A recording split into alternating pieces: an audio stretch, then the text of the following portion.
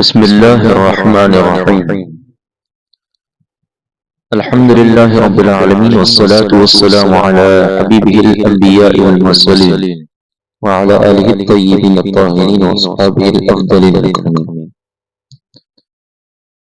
تعداد زواج ایک سے زائد شادیاں کرنے کی حکمت سیرت النبی صلی اللہ علیہ وسلم میں پچھلے ویڈیوز میں گزشتہ آپ کے سامنے ازواج مطہرات کے بارے میں عرض کیا تھا۔ آج انشاءاللہ تعالی ہم تعداد ازواج ایک سے زائد شادیاں کرنے کی حکمت آپ کے سامنے رکھوں گا۔ حضور نبی کریم صلی اللہ علیہ وسلم کی 11 ازواج مطہرات ہیں۔ آپ صلی اللہ علیہ وسلم نے پہلا نکاح 25 سال کی عمر شریف میں 40 سالہ خاتون حضرت خدیجہ الکبریٰ رضی اللہ تعالیٰ عنہا سے فرمایا، جن کا وصال اقدس وصال اعلان نبوت کے 10ویں سال ہوا۔ ایک طرح حضرت نبی کریم صلی اللہ علیہ وسلم نے 25 سال کا عرصہ انہی کے ساتھ گزارا، پھر ان کے وصال کے بعد 55 سالہ خاتون حضرت سودہ رضی اللہ تعالیٰ عنہا سے نکاح فرمایا، اور یکم ہجری 54 برس کی عمر شریف میں حضرت عائشہ رضی اللہ تعالیٰ عنہا کی رخصتی ہوئی۔ حضرت عائشہ رضی اللہ تعالیٰ عنہا کی سوا تمام ازواج مطہرات میں کوئی بھی ان کی آن بیوی بیاہی نہ تھی۔ دیگر تمام ازواج مطہرات نے 1 ہجری سے 7 ہجری کے درمیان ہی امہات المؤمنین بننے کا شرف پایا۔ حالانکہ اس عرصے میں غزوات بصریہ، بدر، احد، خندق اور خیبر اور صلح حدیبیہ جیسے واقعات پیش آئے۔ قابل عرب کے وفود کی کثرت سے آمد ہوتی رہی، غیر معمولی تبلیغی مشغولیت کے باوجود انہیں شرف زوجیت سے نوازنا محض دینی مصلحاتوں اور تبلیغی حکمتوں کی بنا پر تھا۔ تعداد ازواج کی مختلف حکمتیں ہیں۔ یہاں ہم 3 مقاصد بیان کر رہے ہیں، ایک تبلیغی مقصد، دوسرا تعلیمی مقصد، تیسرا کفالتی مقصد۔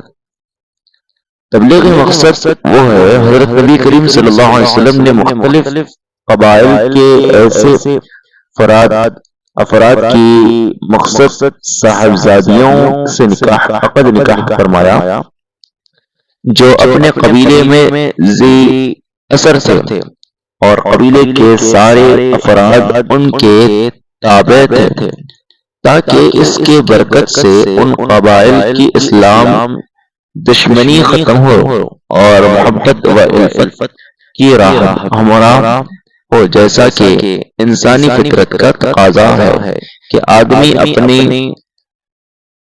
قربہ قبرا میں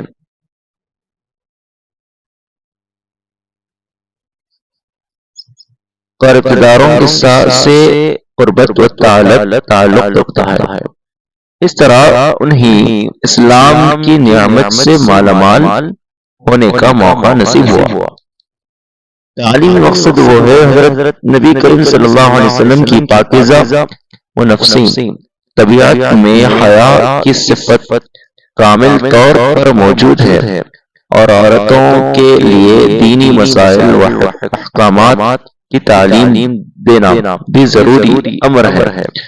حکمت الہی یہ تھی کہ ان ازواج مطہرات کے ذریعے خواتین و خطران ملت تک نبی معاشرت کی تفصیلیت اور خواتین سے متعلقہ خصوصی احکام کی تعلیمات پہنچی۔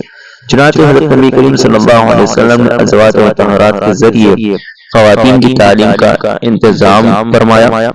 صحابیت اپنے نازک قسم کے مسائل امہات المؤمنین کے ذریعے معلوم کر لیا کرتی تھی۔ کفالتی مقصد، حضرت نبی کریم صلی اللہ علیہ وسلم نے حضرت عائشہ صدیقہ رضی اللہ تعالیٰ عنہا کے علاوہ باقی جن خواتین کو شرف زوجیت سے نوازا وہ شوہر دیدہ تھے، ان میں اکثر تنگ دستی کی زندگی گزار رہی تھی۔ آپ نے ان خواتین سے عقد نکاح فرما کر ان کی کفالت و پرورش کے ذمہ داری لی، ان کی تنگ دستی کو فراخی سے اور مصیبت کو راحت سے بدل دیا۔ اس طرح آپ نے مقدس خواتین کے لیے معاشرتی طور پر امداد و تعاون کا ذریعہ فراہم کیا۔ علاوہ وہ زین بعض خواتین ہیں کہ بیوہ ہو جانے کی وجہ سے ان کو اسلام پر قائم رہنا مشکل امر بن گیا تھا۔ ان کے خاندان والوں سے اس بات کا خطرہ تھا کہ وہ ان کے لیے کہیں مشکلات پیدا نہ کرے، تو حضرت نبی کریم صلی اللہ علیہ وسلم نے ان سے عقد نکاح فرما کر ان کی کفالت اور ایمان کی حفاظت فرما دی۔